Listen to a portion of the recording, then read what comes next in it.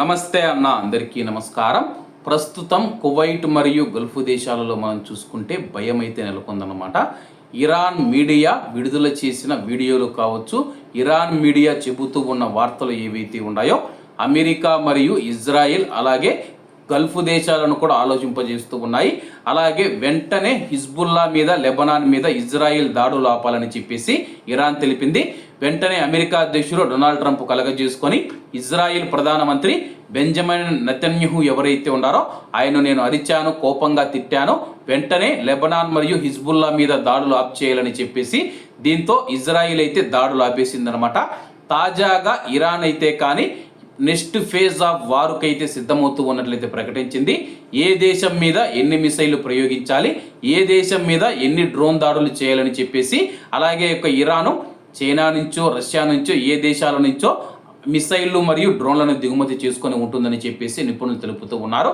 ప్రస్తుతం దానికి సంబంధించి Kuwait, Saudi Arabia, Bahrain, ఖతారు, UAE, Oman దేశాలకు సంబంధించి ఆయా దేశాలకు ఆస్తులు పంచినట్లుగా మిసైళ్లు మరియు డ్రోన్లను పెట్టామని చెప్పేసి ఏ క్షణమైనా అమెరికా గీత దాటి ఒక రెడ్ లైన్ అనేది ఉంది.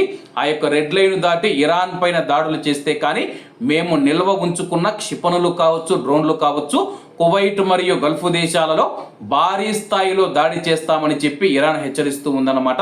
ఈ నేపథ్యంలో అమెరికా కావచ్చు, ఇజ్రాయెల్ కావచ్చు, కువైట్ మరియు గల్ఫ్ దేశాలు ఏ విధంగా యుద్ధం ఆపేందుకు ప్రయత్నం చేస్తాయి.